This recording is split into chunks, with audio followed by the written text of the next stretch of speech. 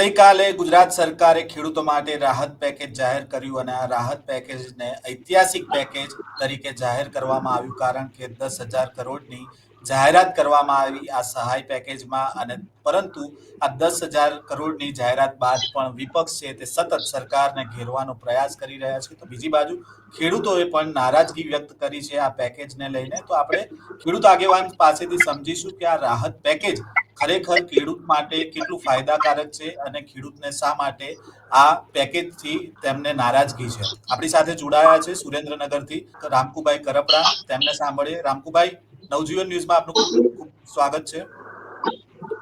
જી રામકુભાઈ, નમસ્કાર. ઐતિહાસિક પેકેજની જાહેરાત કરવામાં આવી છે, તો આ પેકેજને લઈને સૌથી પહેલા આપનું શું કહેવું છે? પહેલા તો જે મીડિયામાં ચાલતું હતું કે ઐતિહાસિક પેકેજ, એને જે 4-5 દિવસથી એકધારી ગાંધીનગરમાં મીટિંગો ચાલતી હતી અને મોટામાં મોટું પેકેજ હશે આવી પણ જાહેરાતો વાતો મીડિયા થકી આવતી હતી. ત્યારે અમને એવું હતું કે સરકાર આ વખતે ખેડૂતો પ્રત્યે સંવેદનશીલતા દાખવશે અને ખેડૂતોને જે આ માવઠાનો માર પડ્યો છે એમાં પોતે સહકાર આપશે અને ખેડૂતોને ઊભા કરશે. પરંતુ 10,000 કરોડની જે આ જાહેરાત કરી છે, 10,000 કરોડની જાહેરાત સામે 54.19 લાખ ખેડૂતો છે.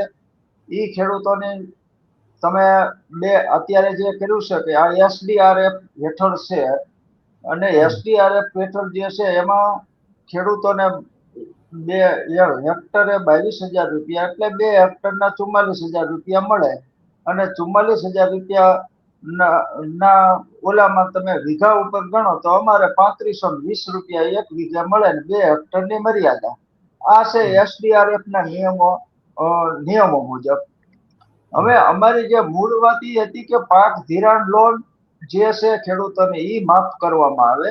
અમારે કોઈ પેકેજના પડીકાની જરૂર ખેડૂતોએ માંગણી અત્યાર સુધીમાં કરી જ નથી. છેલ્લા 20 વર્ષમાં આ માવઠાનો માર જે સમગ્ર ગુજરાતમાં જો મોટા પ્રમાણમાં પડ્યો હોય અને વરસાદ 5 ઇંચથી 15 ઇંચ સુધી વરસાદ પડ્યો હોય, ખેડૂતોને કશું પણ ખેતર ઉપર લેવા જવા પણ ન હોય, આવી પરિસ્થિતિ હોય, એ પરિસ્થિતિનો તાગ મુખ્યમંત્રીશ્રીએ પણ મેળવ્યો હતો, કૃષિ મંત્રીશ્રીએ મેળવ્યો હતો અને ધારાસભ્યો તમામ પણ આ તાગ મેળવવા ગયા હતા અને એમને જ એવું કીધેલું કે ભાઈ મોટામાં મોટું આ વખતે નુકસાન છે, એના સર્વે કરવા બાબત. હવે સર્વેની આમાં બાબત આવતી જ નથી કે સર્વે આમાં સમગ્ર વિસ્તારમાં આખામાં હોય તો આમાં સર્વે કઈ રીતે થઈ શકે. એટલે એ બાબતમાં સર્વે કરી જ ન શકે સરકાર. પણ એમાં પણ એમ અત્યારે જે સર્વે કર્યું છે એ 33% લેખે સમગ્ર ગામડાઓમાં જે કર્યું છે એમાં 33% લેખે કર્યું છે. જે ખેડૂતોને અહીંયા 90% સુધીનું જે ખેડૂતોને નુકસાન છે મગફળી અને કપાસમાં, આ બે પાકમાં 90% જેટલું નુકસાન છે, ત્યારે આ સરકારે 33%ની ગણતરી કરી અને SDRF મુજબ નાણાં આપવામાં આવ્યા છે.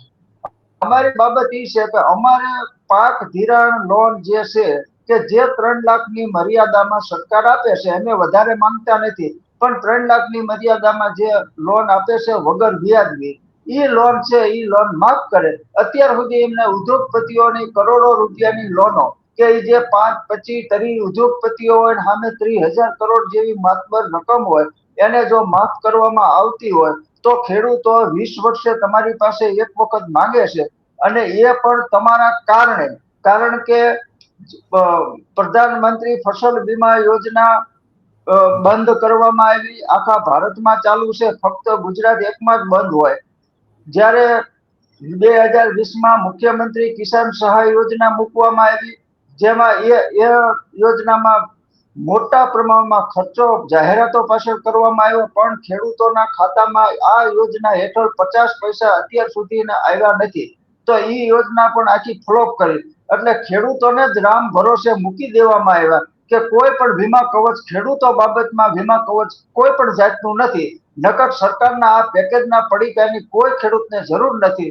ખેડૂતને વીમા કંપની સાથે લડી નાખને વીમા કંપની પાસેથી પ્રીમિયમ તો સરકારે એમાં ભરતી જ હતી, પણ આ તમામ યોજનાઓ બંધ કરવામાં આવી અને ખેડૂતો અત્યારે ભગવાન ભરોસે મૂકી દેવામાં આવ્યા. ત્યારે આ માવઠાનો માર જે આવ્યો અને એ માવઠાના મારમાં મોટામાં મોટી નુકસાની છેલ્લા 20 વર્ષમાં મોટામાં મોટી નુકસાની જો આવી હોય તો આ 2025ના વર્ષમાં આવી છે. એટલે ખેડૂત પાયમાલ થઈ ગયો છે. એટલે ખેડૂતને આ 10,000ના પેકેજથી કાંઈ પણ એનો સમૂહ સૂતરું કે સારું થાય એવું છે નહીં. અને ખેડૂતને હવે જે સામે રવિ પાકની વાવણી આવી રહી છે એના પણ પૈસા, વાવણી કરવાના પણ પૈસા ખેડૂતો પાસે નથી. ત્યારે અમારી માંગણી એ જ હતી કે તમે અમારી પાક ધિરાણ લોન માફ કરો. આ જ ખેડૂતોની માંગણી હતી. બીજી ખેડૂતોની માંગણી કોઈ પેકેજની હતી જ નહીં.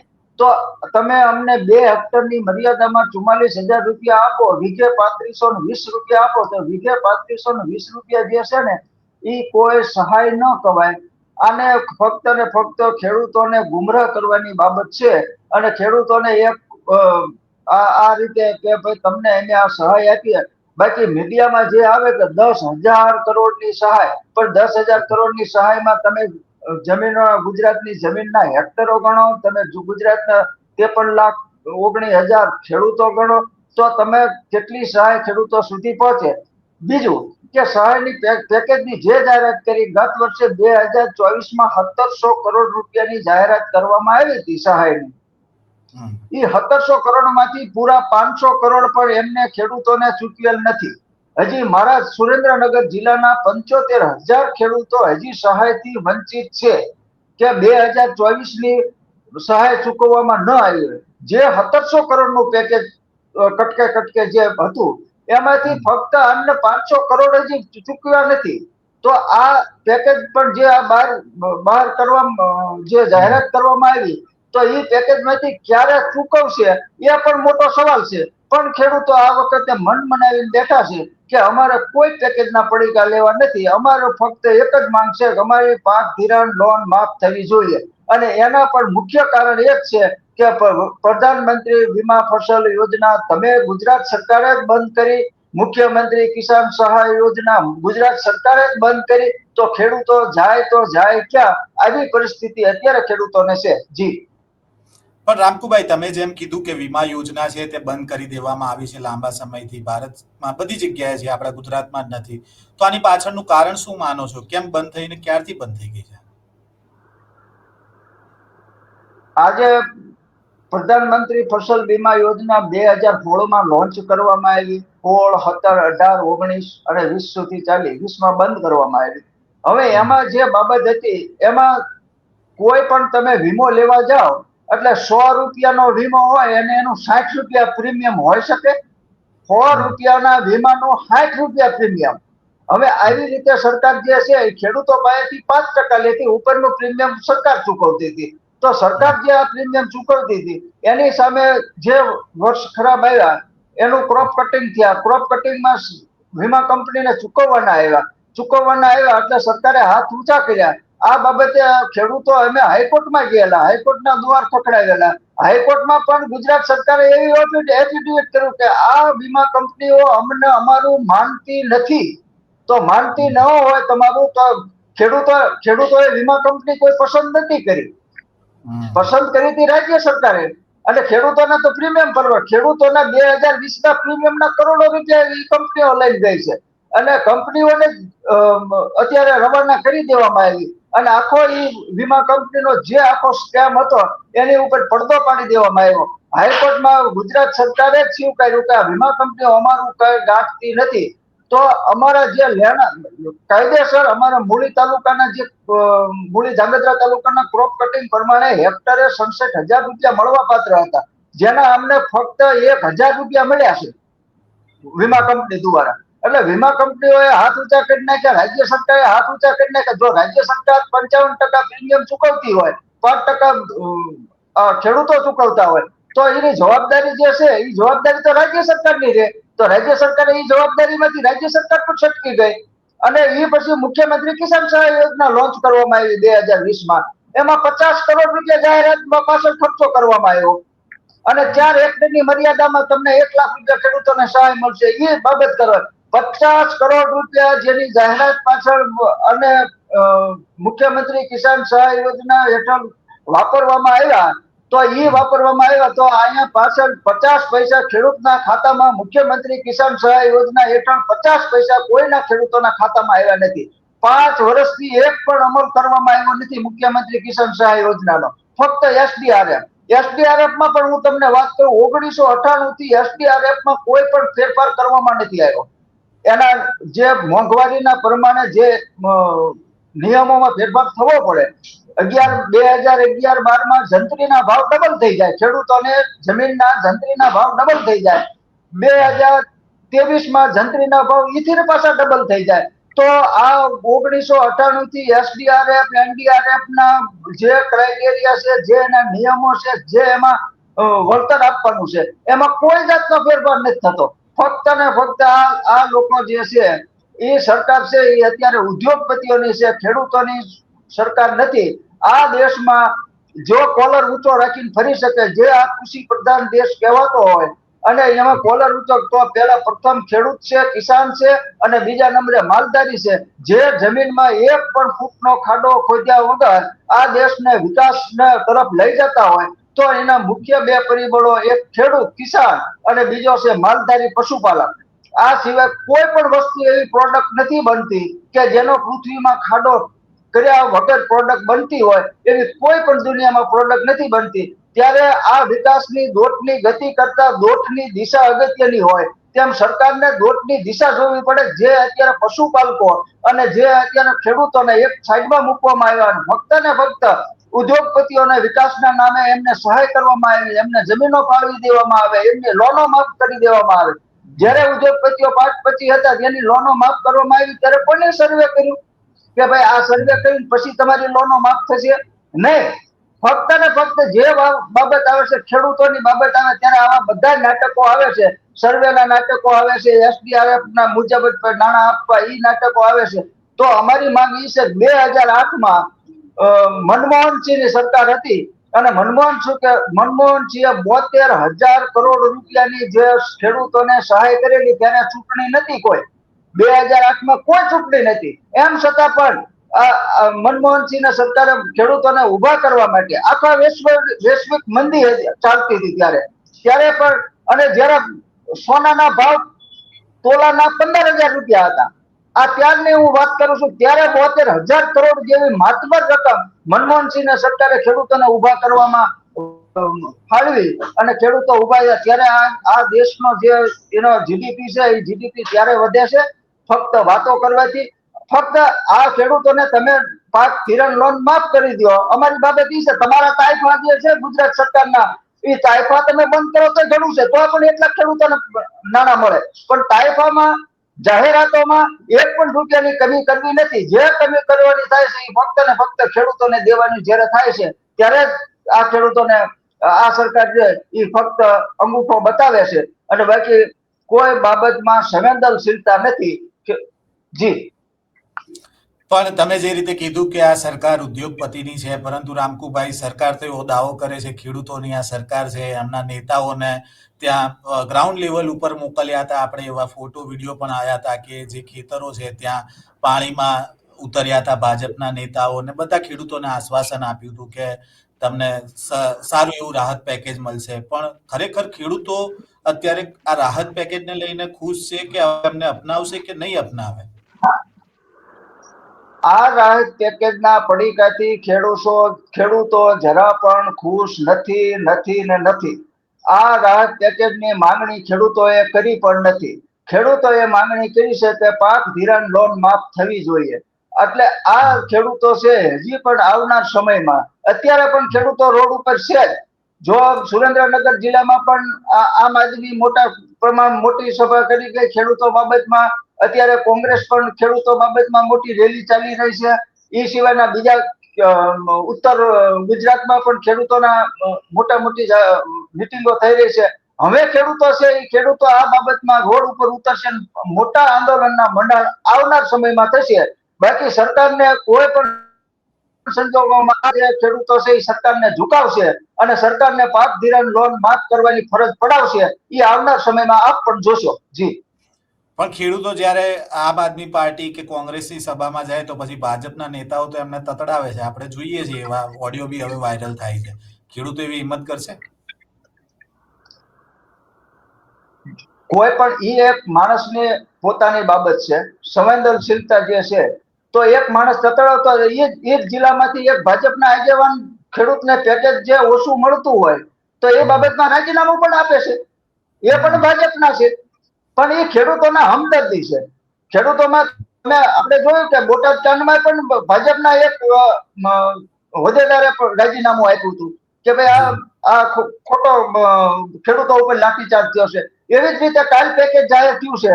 એ કાલ પેકેજ જે જાહેર થયું એમાં પણ અમરેલી જિલ્લામાંથી એક આગેવાન બહાર આવ્યા છે, હોદ્દેદાર, અને એમને પણ કીધું છે કે ભાઈ આ પેકેજ છે એ ખેડૂતો માટે અત્યારે આ જે તમે પેકેજ જાહેર કર્યું એ અમને ગમતું નથી ને અમે એને સંવેદનશીલતા બતાવી છે. એટલે પક્ષ જેમાં કોઈ પણ હોય વ્યક્તિ, પણ વ્યક્તિની સંવેદનશીલતા અને પારદર્શિકતા કેટલી છે એ આપણને એ વ્યક્તિના વર્તન ઉપરથી સાબિત થાય. બાકી તો કોઈ બે વ્યક્તિ ખરાબ પણ આખી પાર્ટી ખરાબ હોઈ ન શકે, બે વ્યક્તિ ખરાબ હોઈ શકે.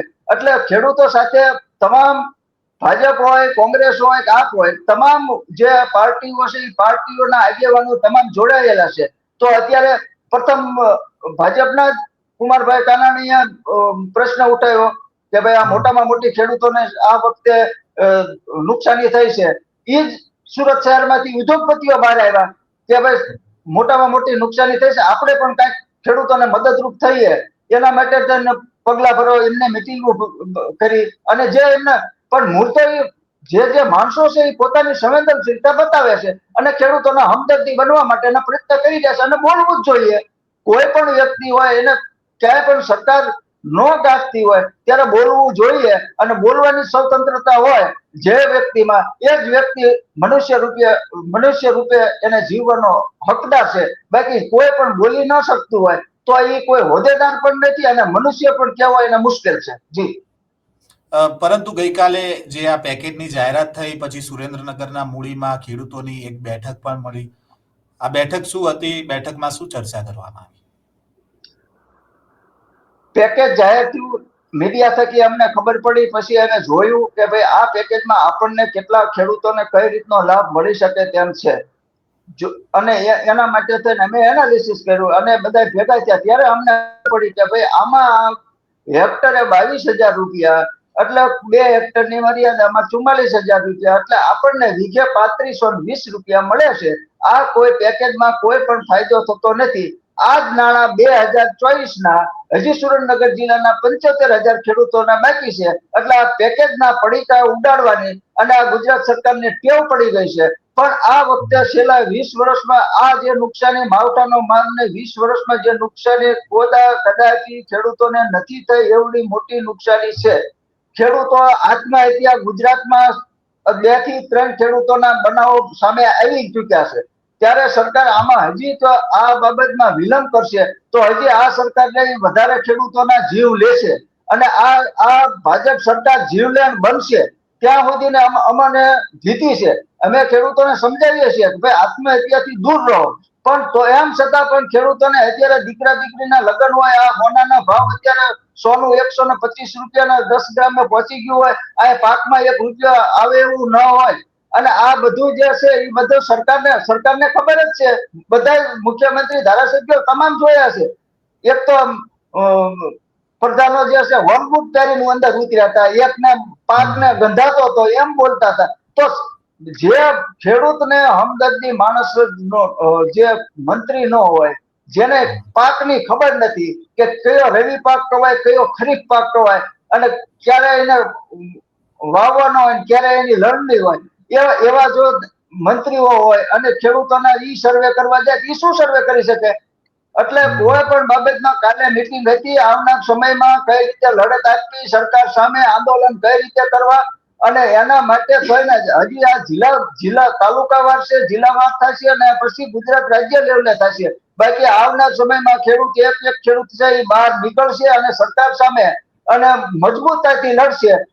હવેની જે ખેડૂતો છે એ ખેડૂતો હવે સંગઠિત બન્યા છે.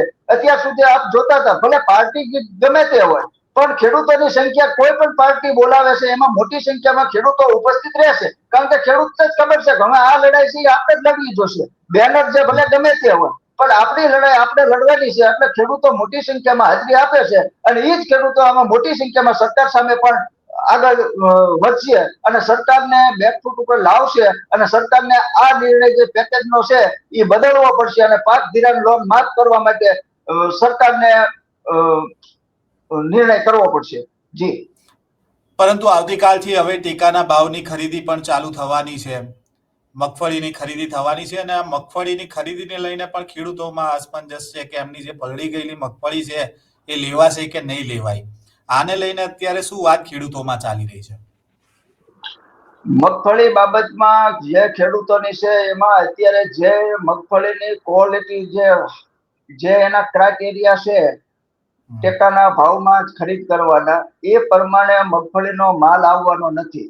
અત્યારે જો ખરીદીને જાહેરાત કરી તો એમને ફક્ત મગફળી ને બીજા જે અડદ મગ ને ની જાહેરાત કરી કઠોળની, તો ઈરાન સામે કપાસની કેમ ન કરી કે ભાઈ કપાસનું અમે ખરીદી કરવાની શરૂ કરવી છીએ સીસીઆઈમાં, તો કપાસની ખરીદી એમને હજી મુલતવી રાખી. પણ કપાસ જ હવે મગફળી જે ખેડૂતો પાસે ખરાબ થઈ ગઈ છે, જે ખેડૂતો પાસે કપાસ ખરાબ થઈ ગયો છે, એટલે હવે જે ખેડૂત આમ ટેકાના ભાવે મગફળી લઈને જશે અને એ જશે અને એમાં 200 ગ્રામ મગફળી લઈને એને ફોલવી પડે, એના બીજ જે છે એ 140 ગ્રામ એના થવા જોઈએ, તો જ આ મગફળી ટેકાના ભાવે ખરીદી થાય, નકર મગફળીની ખરીદી થાય નહીં.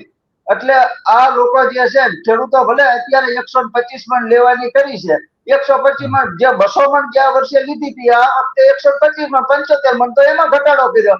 એટલે આમને કોઈ પણ ઓલામાં ઈ છે કે વેપારીઓ પાસે જાય એટલે વેપારીઓ 800 900 થી 1100 રૂપિયાના ભાવમાં મગફળી ખરીદી કરે છે અને એ જે ખરીદી કરે છે તો સરકારના જે ભાવ છે 1462 રૂપિયાની આસપાસમાં, તો એ લેવી ન પડે. એટલે તમે જોજો કે મગફળીની ખરીદીના આંકડામાં આવનાર સમયમાં તમને ખબર પડશે કે ખરીદી કેટલી સરકારે કરી. જાહેરાત કરી છે, એ જાહેરાત કરી છે, પણ એ પ્રમાણે જે ગુણવત્તા હોવી જોઈએ એ ગુણવત્તા ખેડૂતો પાસે આ વખતે નથી.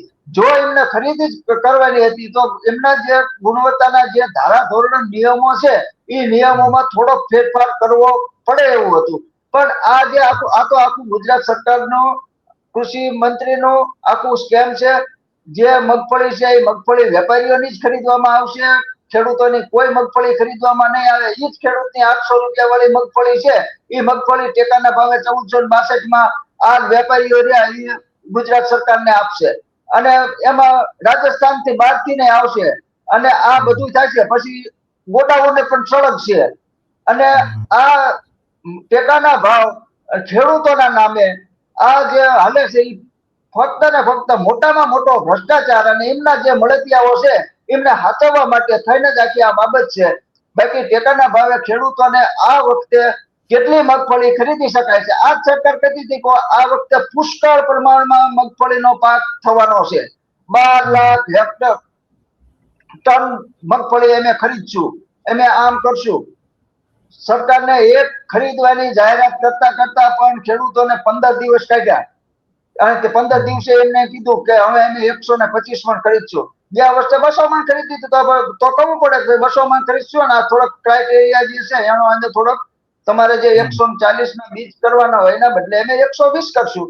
પણ એ નિયમમાં કોઈ ફેરફાર કરવામાં નથી આવ્યો અને આ તમામ મગફળી છે એ મગફળી રહી વેપારી પાસેથી આ ટેકાના ભાવે સરકારમાં જશે અને જે ગુણવત્તા વગરની ઈ મગફળી રહી બધા ખરીદાય છે અને એમાં મોટામાં મોટો ભ્રષ્ટાચાર થશે. જી. પરંતુ અત્યારે જે રાહત પેકેજ જે જાહેર કરવામાં આવ્યું છે એને લઈને વિપક્ષ આમ આદમી પાર્ટી હોય કે કોંગ્રેસ હોય આંદોલન કરી રહી છે, પરંતુ તમારા ભત્રીજા રાજુ કરપડા એક ખેડૂત આગેવાન જેમણે સરકારને સતત પડકાર બી આપતા હોય છે, આપણે છેલ્લે જોયું કે હળદરમાં જે થયું, એમને આ વાતની જાણ છે કે ખેડૂતો માટે આ પ્રકારનું રાહત પેકેજ જાહેર થયું છે અને એમને કોઈ સરકારને ઘેરવા માટે કોઈ પ્લાનિંગ બનાવીને રાખ્યું છે કે કેમ છે? એ અત્યારે રાજકોટ જેલવાસમાં છે. એને જે મીડિયા થકી તો સમાચાર મળતા જ હોય કે આવી રીતનું અત્યારે પેકેજ જાહેર કરવામાં આવ્યું છે, આ છે. હવે તમને કહી દઉં કે ખેડૂતોની જે બાબત છે એ ખેડૂતોમાં રાજુ કરપડા હોય, પ્રવીણ જામ હોય કે અન્ય ખેડૂત આગેવાનો હોય, એ ખેડૂત આગેવાનો નથી. હવે એ જે છે એ પ્રવીણ રામ હોય, રાજુ કરપના એક વિચાર બની ગયા છે. તમામ ખેડૂત છે એ તમામ ખેડૂત રાજુ કરપના જ છે ને તમામ ખેડૂત પ્રવીણ રામ જ છે. એ કદાચ રાજુ કરપના પ્રવીણ રામને જેલમાં ગોંધી રાખે, આ સરકારને જેટલી તાકાત હોય ત્યાં સુધી રાખે. બાકી ખેડૂતો છે એના પછી સંમેલનો કેટલા થયા? આ જેલમાં ગયા એ પછી સંમેલનો તમે પણ જોયા છે કે ભાઈ મોટી સંખ્યામાં ખેડૂતો ઉમટી પડ્યા. અત્યારે ભલે બેનર જે હોય તે, પણ જે ખેડૂતો અત્યારે બહાર નીકળ્યા છે, ખેડૂતોને બોટાદ કાંડમાં લાઠીચાર્જ ને બેફામ મારવામાં આવ્યો, પણ ખેડૂત આ વખતે ખેડૂત બી અને ઘરે નથી રહ્યો. ખેડૂત બહાર પોતે નીકળ્યો છે કે આપણી લડત છે ને આપણે લડવી પડશે. એટલે રાજુ કરપડા કે પરવીન રામ કે એ ભલે જેલમાં હોય કે જે પાર્ટીઓ લડતી હોય, ખેડૂતે આપણે નક્કી કર્યું છે કે ભાઈ જે પાર્ટીનું જે બેનર હોય તે, પણ આપણે તમામની લડતમાં આપણે જવું, આપણી લડત છે. એટલે ખેડૂત તમામ જે લડે છે એ પોતાની લડત અને પોતે જ લડતો હોય એ રીતે બહાર આવ્યો છે. એટલે કોઈની ખામી બતાવવાની નથી. રાજુ કરપડા જેલમાં હોય તો એની કોઈ ખામી બતાવવાની નથી. અહીંયા 120 રાજુ કરપડા બીજા ઉભા થઈ ગયા છે. એટલે સરકારને જેટલો એમને જે તાનાશાહી વાપરવી હોય એ વાપરે, કાયદાકીય રીતે જે હેરાન પરેશાન કરવો હોય એ કરે.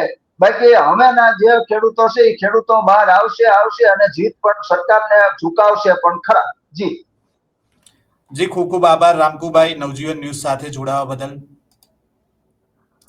તો આપણે સાંભળ્યા રામકુભાઈ કરપડા અને ખેડૂત આગેવાન છે સુરેન્દ્રનગરથી, અને જે રાહત પેકેજ જાહેર કરવામાં આવ્યું છે તેને લઈને ખેડૂતોને શું અસર થવાની છે તેને લઈને તેમણે વિગતવાર વાત કરી છે. અને જે ખેડૂતો છે તે આ રાહત પેકેજથી નારાજ હોવાની અત્યારે તેમણે જાણકારી આપી છે. હવે આ ખેડૂતને લઈને સરકાર છે તે શું નિર્ણય કરે છે તે જોવું રહ્યું. આ પ્રકારના સમાચાર અહેવાલ સાથે ફરી મળીશું. નવજીવન ન્યૂઝ સાથે જોડાયેલા રહેજો. વૈષ્ણવજન તો તેને કહીએ જે પીડ પરાઈ.